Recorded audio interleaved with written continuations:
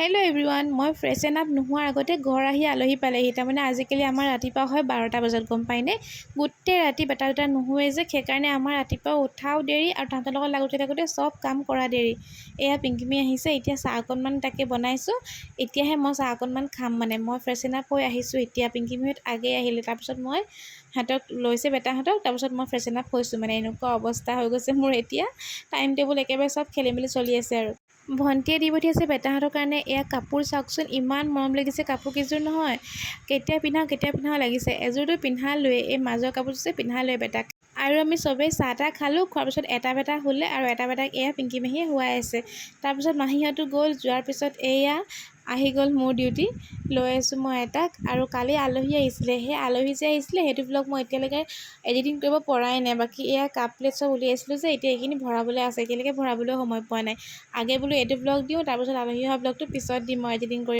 আৰু এইফালে সৰু বেটাই খেলি আছে, ইমানো শুৱাবলৈ চেষ্টা কৰিলোঁ নুশুলে।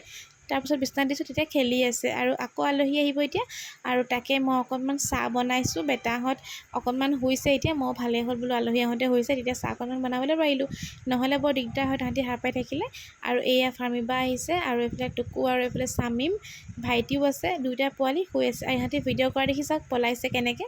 মানুহবোৰ আহি থাকিলে ভাল লাগে, কোনোবা আহিলে মনটোও ভাল লাগে। আৰু অকলে থাকোঁ যিহেতুকে, মই যাব নোৱাৰোঁ যে পটককৈ ওলাই, সেইকাৰণে কোনোবা আহিলে ভালেই পাওঁ মই। আৰু এয়া চাহ দিলোঁ, চাহ দিয়াৰ পিছত বাহঁতো গ'ল। তাৰপিছত কি হ'ল, বেটাহঁত নুশুৱে। মই যেন তেন ভাতকেইটা বনালোঁ আৰু খাবলৈ, কিন্তু 10টা বজালৈকে পৰা নাই। 10টা বজাত এতিয়া তাহাঁতি আকৌ শুইছে। মই বোলো ভাতকেইটা খাই লওঁগৈ। লগতে চাওকচোন মোৰ কিটচেনৰ হালত খাৰাপ হৈ আছে। গধূলিৰ পৰা যিমান কাঁহী ওলাইছে চব লেতেৰা হৈ এনেকৈ পৰি আছে। কাৰণ মই ধুবলৈ পৰা নাই ন, বেটাহঁতৰ ওচৰৰ পৰা আঁতৰি আহিব পৰা নাই। ভাত পানী খাই বৈ বাচন বৰ্তন ধুলোঁ, ধুই এতিয়া বোলো ধুনীয়াকৈ শুওঁগৈ। তাহাঁতি শুই আছে, সেইটো ভাবোঁতেই তাহাঁতি নুশুলে। এয়া 1টা বাজিছে, শুৱাই নাই, বিচনাত নাথাকেই। ৰাতি 1টা বজাত আমি দুইটাই মানুহ এনেধৰণে দুইটাকে লৈ ঘূৰি ফুৰিছোঁ। আৰু কিটচেন মোৰ ক্লিন কৰি হৈ গ'ল দেই।